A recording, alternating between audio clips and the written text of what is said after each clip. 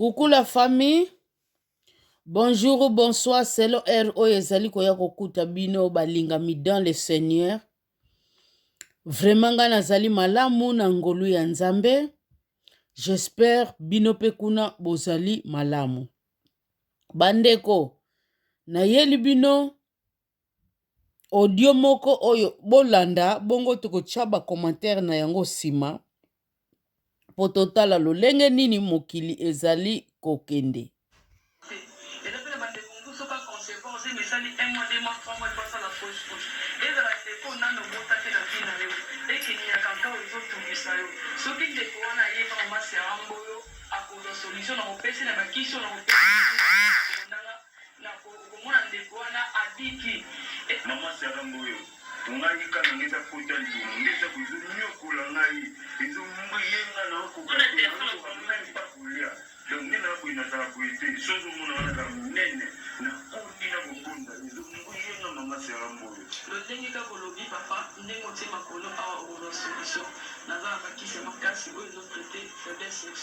Éjaculation précoce, hémorroïde interne, hémorroïde interne, vertige, mon tout passe aux autres occasions pour ça les deux monter.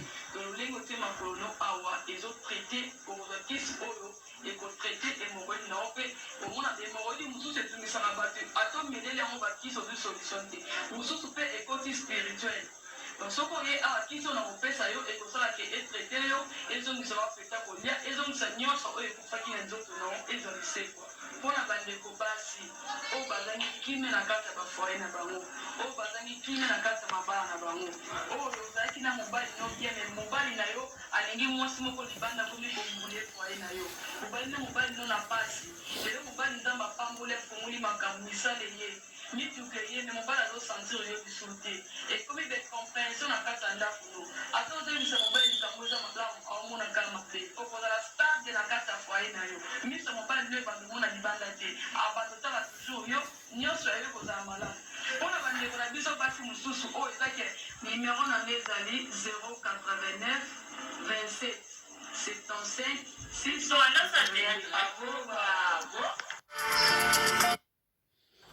Oh la famille, na banza biso nyonso tu touti kolanda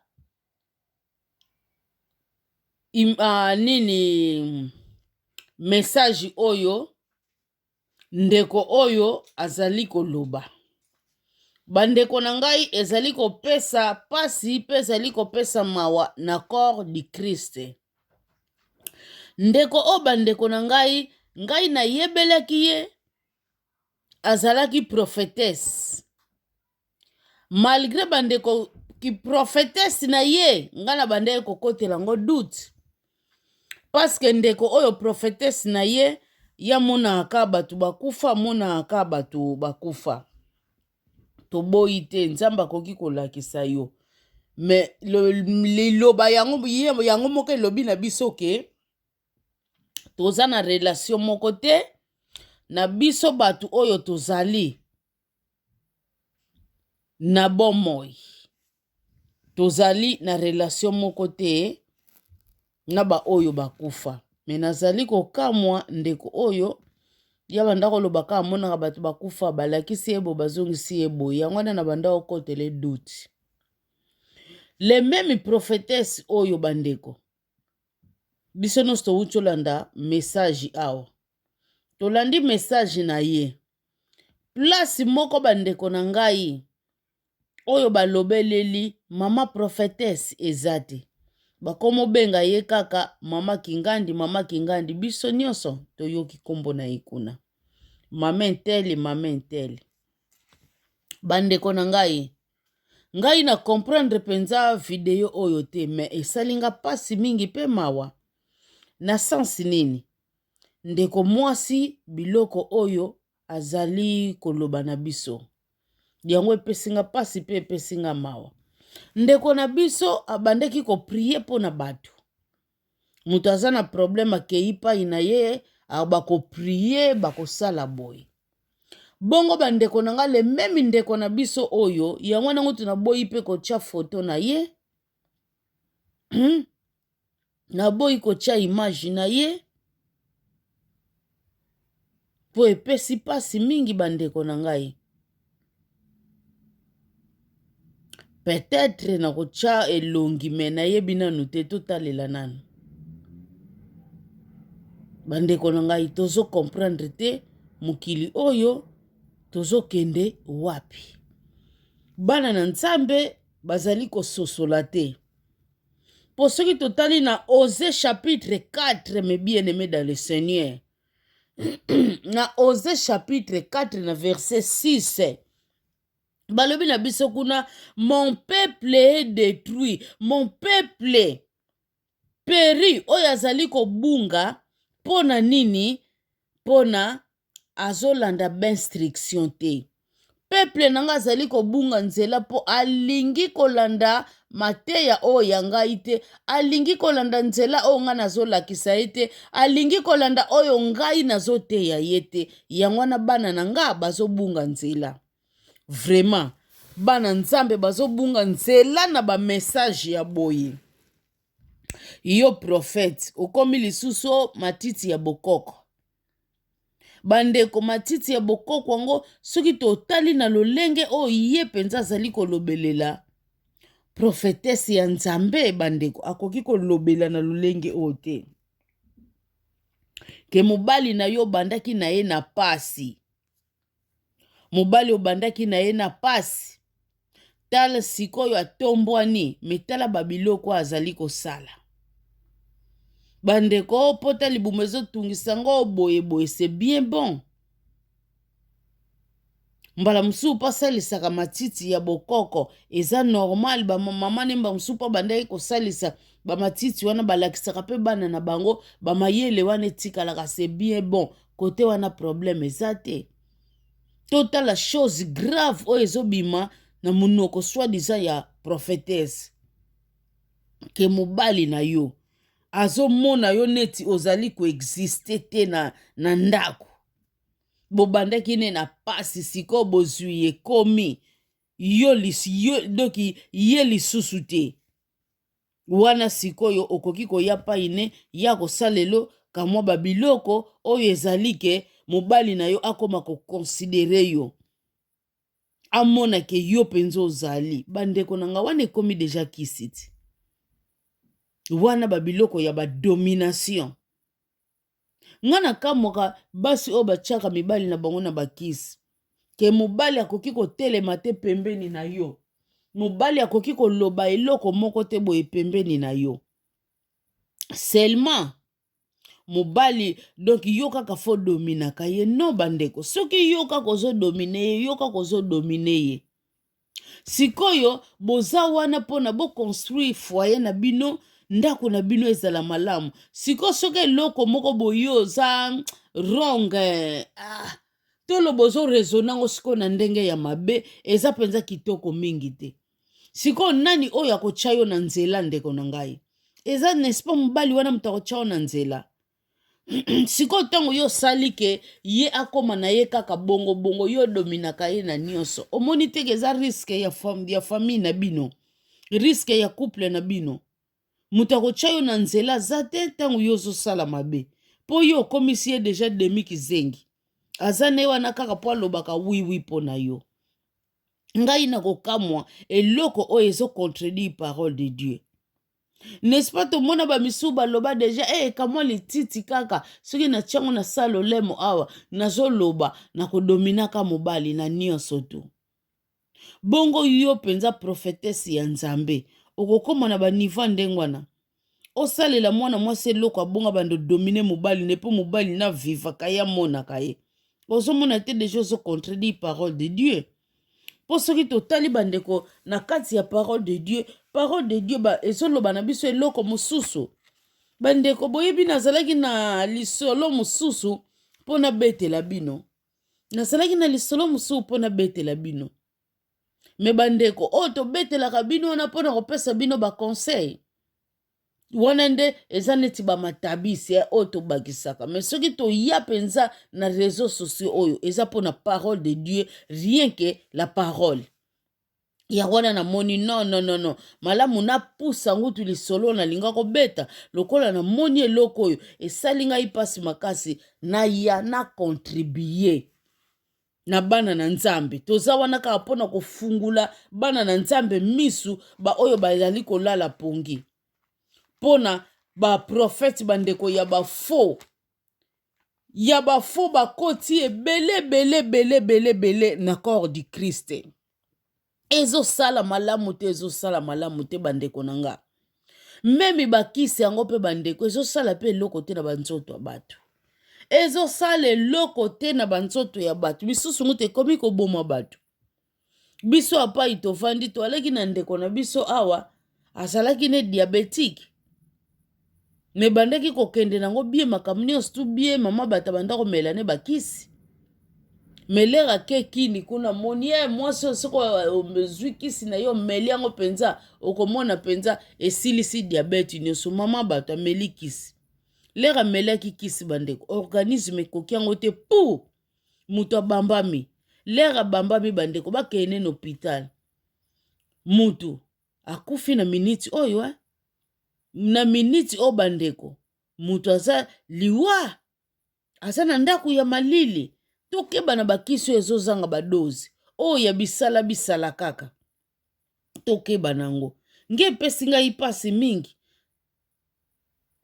totika bandeko totika surtout bato babima deja na bamboka totala bambongo ya souffrance bandeko na ngai ya bato ya libanda na se ya baneige na base ya malili bamboka na bango pe kuna mbula bandeko bazalaka kaka na 3 mois ya kozala bien 3 mois kaka bandeko 9 mois batana bango ezalaka ya mabe me bavivaka kaka na batanga wana ya mabe ya ebele kobima na bango kokende musala koketika bana klase imagina boyo ketika bana klase na tongo molili ezali nano bana musu tango bazobima klase bazozonga ndako bazozonga lisu na molili ake na molili azongi na molili me biso na Afrique babiloko wana esalamaka te keli souffrance nayebi ndeko moko na tongo wana ake kotika bana na bapremidi ake kodongo leka ake tika bango kozonga zongi akomeli kamo bisimba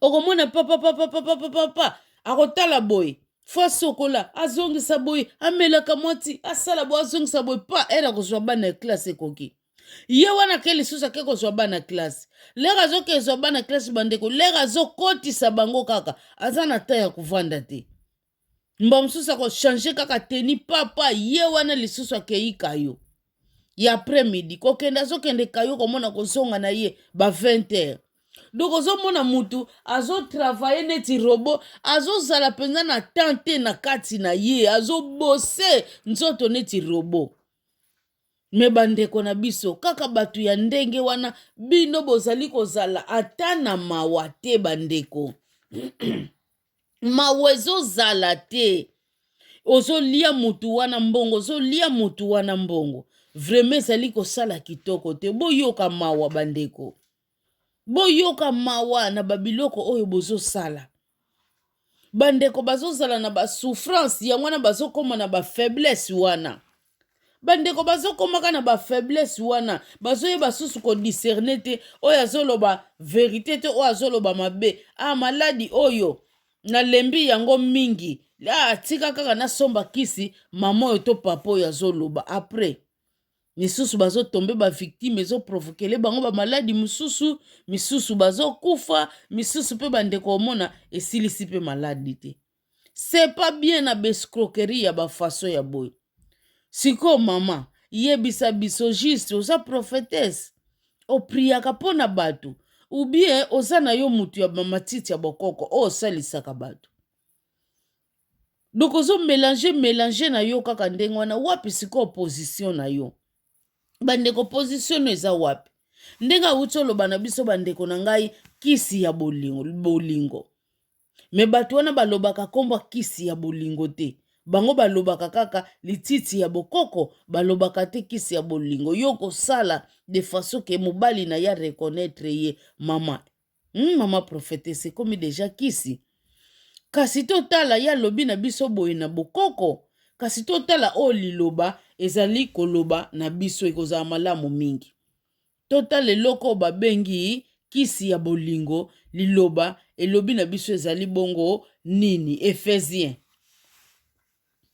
Éphésiens chapitre 5 Éphésiens chapitre 5 na verset bandeko awa balobi na biso nanu na verset 1 Éphésiens chapitre 5 na verset 1 balobi na biso devenez donc les imitateurs de Dieu comme les enfants bien-aimés. Mais bien-aimés esengeli biso bana na nzambe to devenir ba imitateur. Eloko nini o babengi imitateur. Tomonaka exemple te mutu azoyemba penza neti ntele mutu alati penza neti ntele c'est ça ko imiter. Bandeko biso bana na nzambe balobi na biso fo to imiter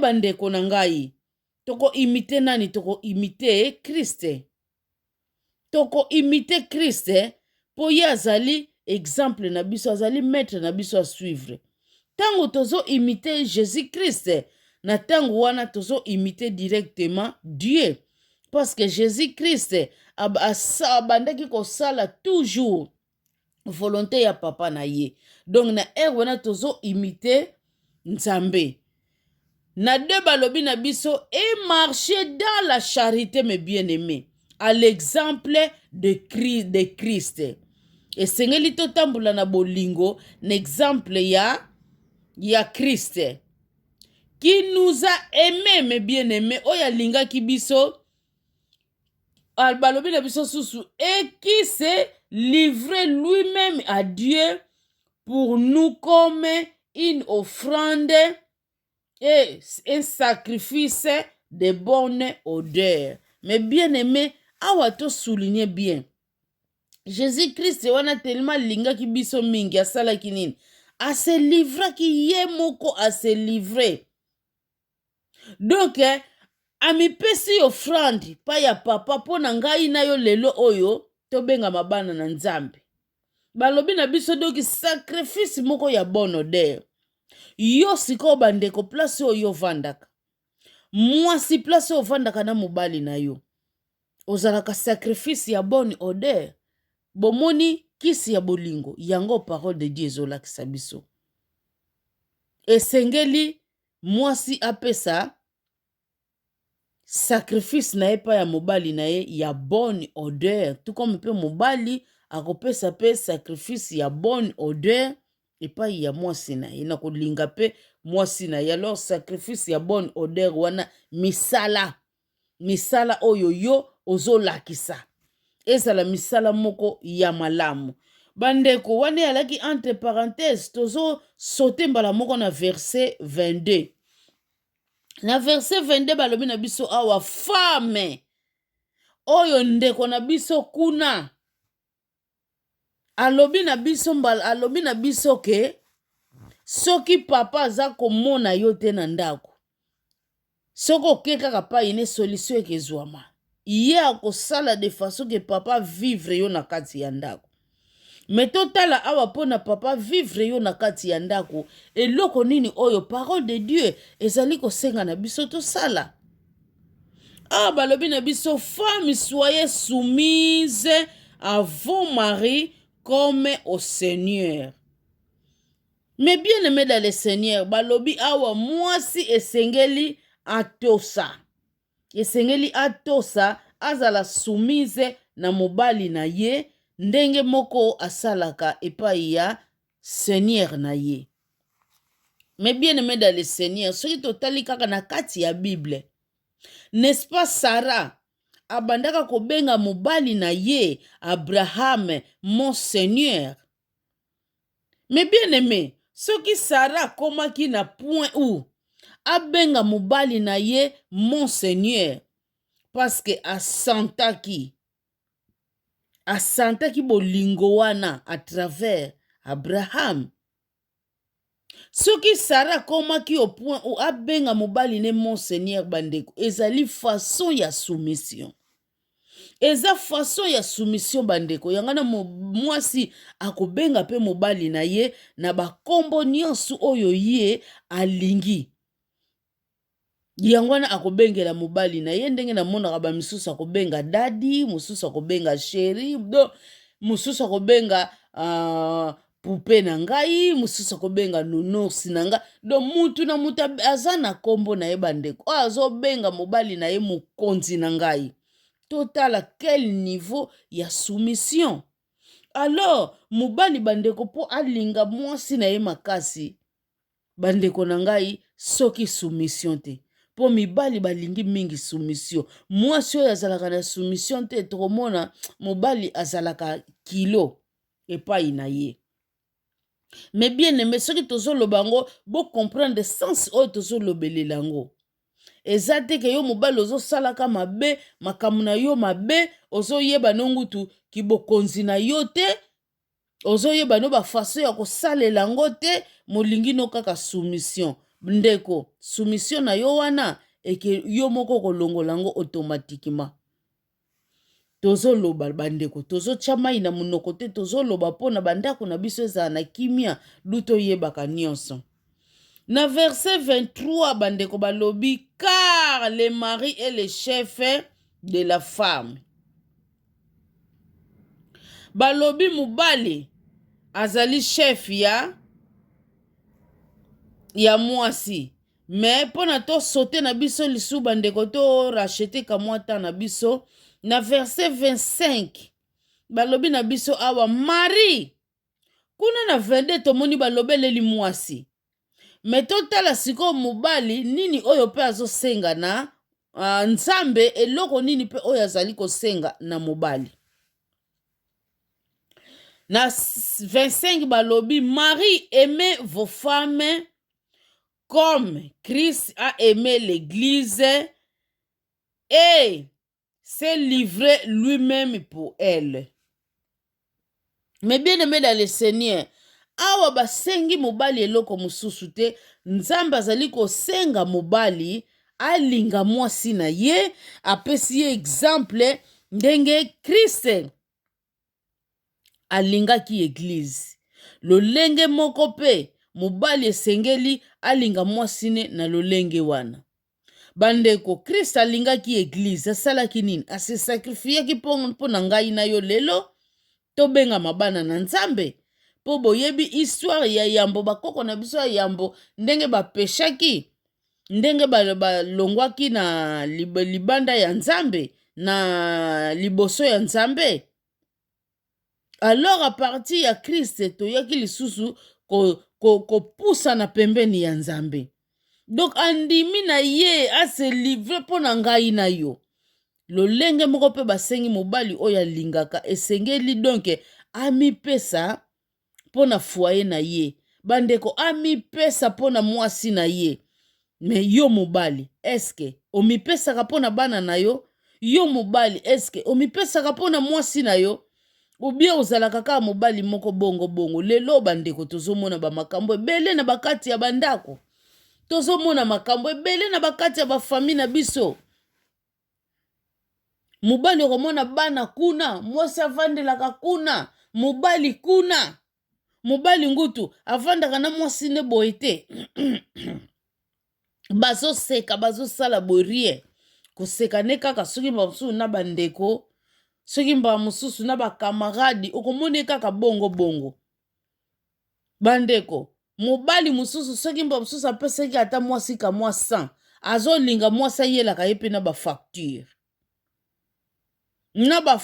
bandeko amona na biloko oyo mwasi asombi mpo ayebaka esa wana apesaki esili oh papa wana eza kolinga te wana ozosala semblant eza kolinga te yo zala mwasi kasi basala yo bongo kosepela donc soki opesaki ka mwasi 150 mobali mwasi akesala bacourse aye fa alakisa yo biloko nyonso alakisa kona bafacture soki okosepela wana oza komipesa te oyebi keseke koconjuge verbe oyo eme te oyebi yango te siko batikela yo moko kenda kozosala bacourse makambo nyonso tu bandeko. Soko opesaki mwasi 100 asali mba mosusu course nata ya sa 30 atikali na 20 na ye eza normal. 20 wana mpe bandeko bokolia yango kaka mpe na kati ya ndako. Leka kobanda mona mankima yeloko boye kaka 20 wana okesomba lisusu azwi kaka ye kotika. Bandeko toyeba kolinga eza na bafaso ebele mibali. Mubali soki ozoyeba kolinga te bamakambo na yo ezozalaka malamu te. Soumission mbala moko oza kolongola yango bandeko. Soki tozolobelela na ba oyo eza te kaka na oyo mibali bazodekone bandeko na makambo ebele oyo bazodekone nango. Bazoyeba koconjuguer verbe oyo te aimer. Alors tango bozoyeba yango te soumission mbala moko eza kokende. Bandeko nanga mwasi oyo ndenge balobi soyez soumise. Tango ozali kozala soumise na mobali na yo automatiquement pe okomona mobali akopesa bolingo. Me mwasi oyo bandeko nangai azozala soumise mobali azolinga kaka akopesa bolingo te, mobali wana aza ingrat. Aza ingrat et puis ayebi rôle na ye comme il faut te, un jour akopaye cher. Bandeko yango yo réponse oyo tomoni oyo soi-disant prophétesse na biso azali koloba. Kisi oyo yakoki kosalela mutu po akanga mobali na ye. Mais quant à parole de Dieu bandeko oyo elobeleli mpo na bacouple na sujet ya bolingo oyo esimbi bolingo oyo esimbi secret ya bolingo ya kati ya ndako mpo na ngai namoni eza verset 22 oyo na verset 25. Na yebi te bandeko oyo azali contre ngai atia yango na bacommentaire totala. Oyo pa azali pour ngai atia yango kaka na bacommentaire bandeko totala. Ekozala malamu mingi. Réponse oyo namonaki na ya nango mpo na ndeko na biso oyo alobi yango oyo na verset oyo Matthieu chapitre 5 totangaki na verset 22 mpo na mwasi mpo na mobali mbala moko tosote na verset 25. Bandeko na ngai oyo tozali komona oyo ezali kosalama na kati ya mukili oyo. N'est-ce pas parole de Dieu? Na pesaka bino exemple wana Jésus nguta modisaka nzete. Pourquoi? Jésus azalaki na posa ya mbuma ya nzete wana lera kei.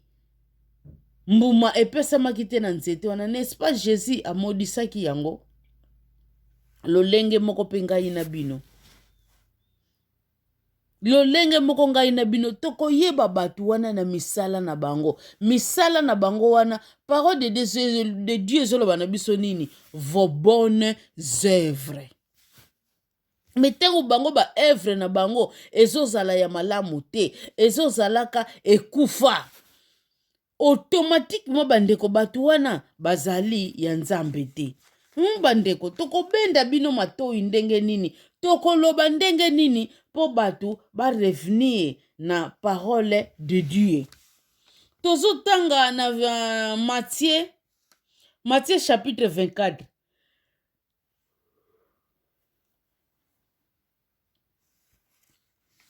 Matthieu chapitre 24, mes bien-aimés, Matthieu chapitre 24, na verset 24 lisusu. Na verset 24 balobi na biso kawa. Car, donc Matthieu 24, 24. Balobi na biso car il s'élèvera de faux Christ et de faux prophètes. Ils verront de grands prodiges, ils feront plutôt de grands prodiges et de miracles. Au point, mes bien-aimés, au point de séduire. S'il était possible, même les élus, mes bien-aimés. Balobi na biso, batu wana mes bien-aimés. ba faux Christ toyeba ya ba vrai bazali me ya ba faux pe bazali tozomona corps ya Christ batu ndenge bakomi kotortire yango bawana baza ya faux. Mais bien aimé basuki wana te balobi et de faux prophètes. Mais bien aimé ba faux prophètes bandeko na ngai bakokoma ebele yango oyo tozali komona. Bino moko bowuti kolanda ba langage soi-disant ya prophétesse ekoki kozala na lolenge ya boye. Prophétesse oyo amonaka ba makambo ya batu. Prophétesse oyo azali ko prier pona batu bandeko na ngai. Eske akoki koloba ba parole ya boye oyo ye abimisi penza na monoko na ye. Epi tomoni lere bazotanga kombo na ye. Tokoyeba batu wana bandeko na bambuma na bango. Balobi na biso batu wana bakosala nini? Bakosala doki ba grand prodige et de miracle. Balobi teke prodige ya pamba mais grand. N'est-ce pas biso tokobi kolanda batu wana pona ba miracle bango bazosalelaka biso to lingi mingi kaka bapai ya ba miracle. Recevez miracle yango wana biso bana na nzambe to lingi sikoyo. Au parole de Dieu ezoloba tokoyeba batu wana na bambuma na bango. Mais bien aimé, vrai na miracle bandeko et sa parole de Dieu muta ko sabinote. Parce que ce qui totangi na kati ya parole de Dieu ezoloba na biso nini? Boko yeba vérité. Vérité wana c'est la parole de Dieu.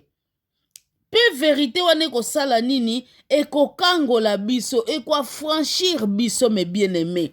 Sikoyo yo lingi koyebela vérité yango wapi? Vraie prophétie mes bien-aimés, c'est la parole de Dieu. Et c'est que vraie prophétie oyo bazali koloba na yo. Que papa na yo boye, maman no boye, osala ki boye, ozongisa ki boye. Mais bien-aimé botanga yango te na kati ya Bible. Même batu oyo baza mwasi azalaka na esprit ya piton abandaka pe kosakola po na batu. Azoloba pe makambo oyo eza vrai, mazalaki na esprit ya nzambe te. Azalaki na esprit ya piton. Mais bien aimé, tokeba bandeko nanga Satan balobi na biso Satan se déguise en ange de lumière. Tokeba mes bien aimé. Tolinga toyeba parole de Dieu. Tolinga toyeba vérité bandeko nanga parce que vérité wana yango ne kosala ngai na bino tokweyaka na babiloko ya boye te ngai na bino tokweyaka na bapiège ya baprofete ya mabe te. Bolingi koyeba parole de Dieu te. Bolingi kaka bateyaka bino. Bino moko bolingi kozwa parole te botidiaka yango. Bandeko na tangela bino na acte. N'est-ce pas église ya Thessaloniciens? À l'époque bazalaki chaque jour bandeko babandaki ko examiner l'écriture. Pona batala oyo bazoteyaka bango soki ezali malamu to ezali mabe. Bandeko yo sikoyo lelo oyo. Bandeko yo lelo oyo eske o examinaka l'écriture? Otala oyo bazoteya yo soki eza malamu to ezali mabe. Bana na nzambe bakomaka kolanda oyo baprofete bazoloba na bango, oyo baprofetese bazoloba na bango. Balingi komona te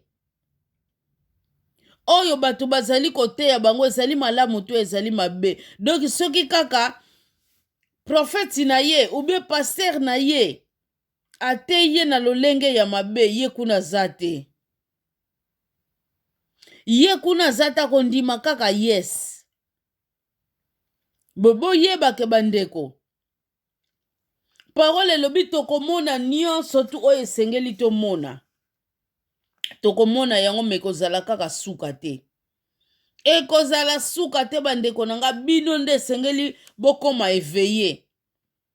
Bino nde bandeko esengeli bokoma mayele na nyonso oyo tozali kolakisa bino. Eza teke mpona yo oyeba kaka liloba nzambe epai ya profeti na yo. Eza teke yo po yeba kaka liloba ya nzambe bandeko. epai ya paster na yo. Non, non, non, non, non, mes bien-aimés. Soki totali na Timote bandeko, Timote azoloba na biso, Nzambe azoloba na biso ke nalingi bino nyonso tu bozala sauvé. Et non seulement bozala kaka sauvé, bokoma na connaissance oyo ya parole na ngai. Pona nini Nzambe alingi bino bokoma na connaissance ya parole na ye? Bandeko, na 1 Timothée chapitre 2. 1 Timothée chapitre 2, tokotanga na verset 3 na 4. Na 3 na 4 balobi na biso na verset 3. Cela est bon et agréable devant Dieu notre Sauveur. Oyo ezali malamu pe malamu mingi koleka. Mais bien aimé, ezali bongo nini pona yo? Balobi na biso awa, qui veut que alingi nini pona yo? Qui veut que tous les hommes soient sauvés? Batu nyonso tu basila kobikisama. Bandeko boyeba mokolo suka diable alingi te akangama ye moko. Yango wana bomoni atie pe badisiple na ye na milie na ya bana na Nzambe. Bazoyaka neti baprofete, bazoya neti bapaster.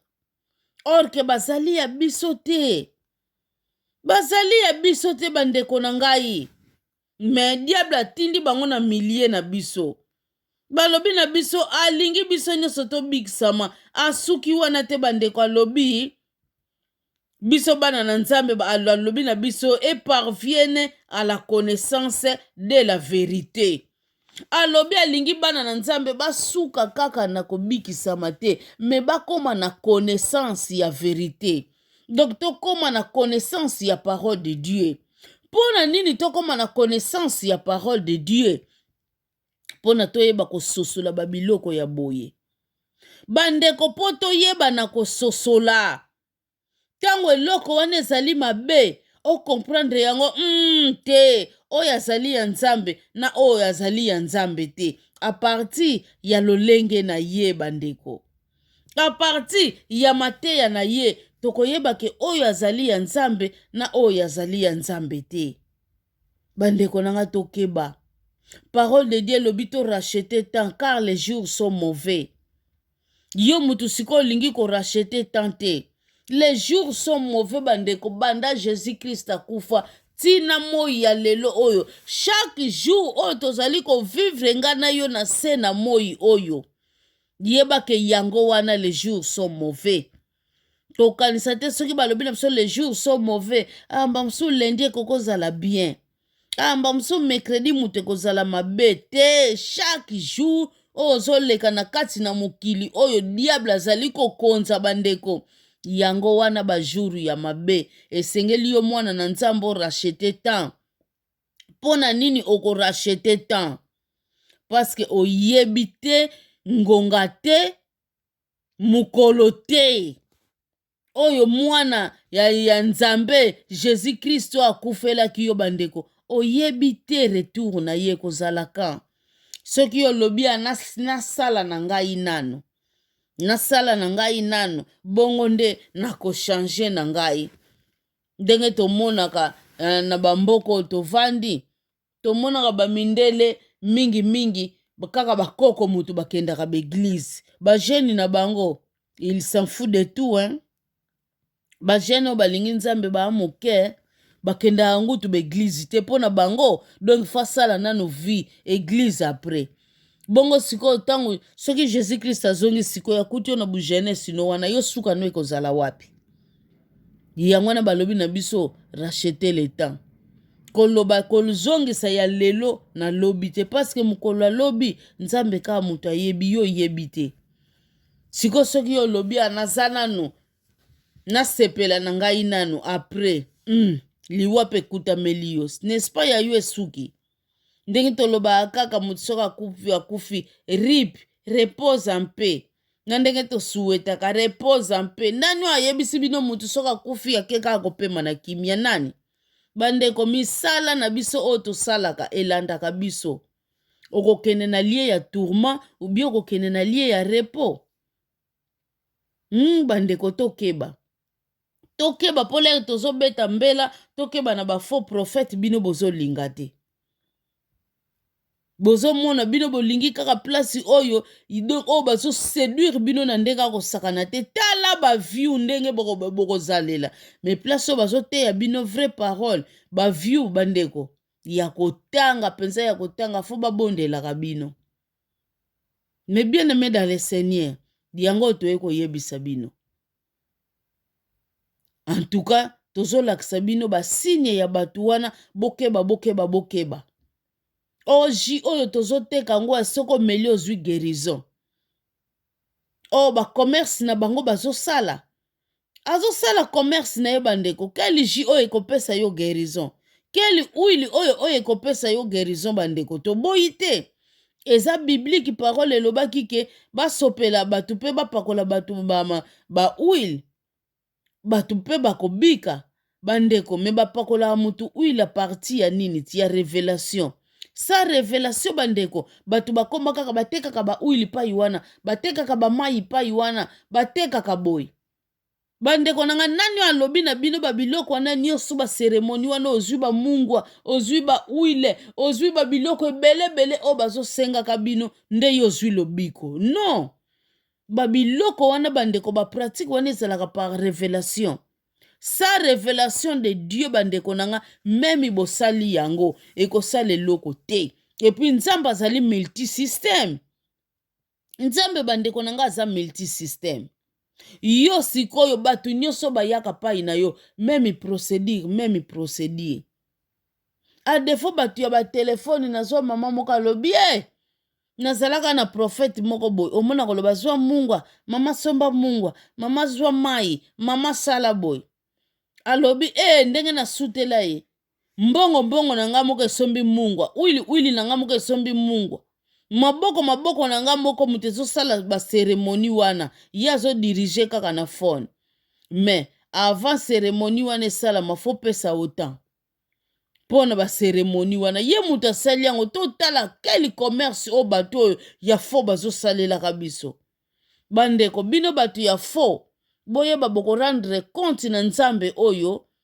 bino bozali kosakanela misusu boza na bino baprofete baprofetese te bozali banganga oyo tobengaka soki batando na bamando na babiloko ya fami etombwani oyo bino bozosalela me bozokosa nango kaka na bunzambe ozomona makambo ozobikola mpe orke ozomonela yango na ndenge ya bunzambe te okomi kaka kokosa na ndenge ya bunzambe oyo ozosalela na ndenge ya nzungu na bino ya fami boyebake mokolo ya suka bokorendre compte kanta oyo ya kote ya nzambe oyo baderayaki mpo na baposa babiloko ya mokili bandeko bozonga na nzela botika bandeko nanga nyonso wana bozobomaka nzoto bongo mpo na nini boza ya solo me bokomokota na bapratike moko ya mabe mpo na nini mpo na kaka bosatisfaire baposa ya mosuni oyo mpo bosatisfaire baposa ya mosuni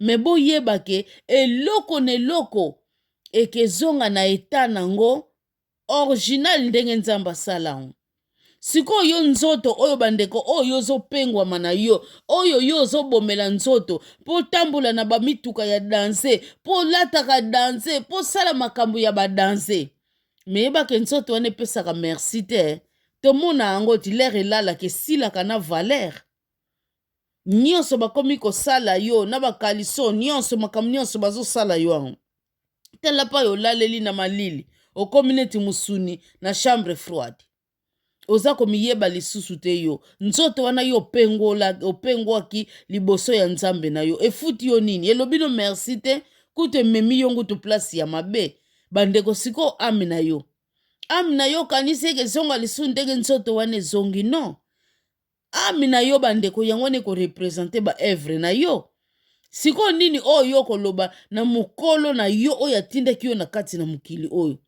okolakisa ye basalite ya baevre no wana oyo osalaki alors bandeko ekozala trop tard mpo na yo totika kolanda baposa ya nzoto oyo ezotinda biso na makambo ya ndenge na ndenge mpo todesobéir na oyo akela biso bandeko totika baoyo ya nzambe borevenir na le bon chemin borevenir epai ya nzambe oyo akela bino ba oyo mpe ya mabe bandeko bobongola motema.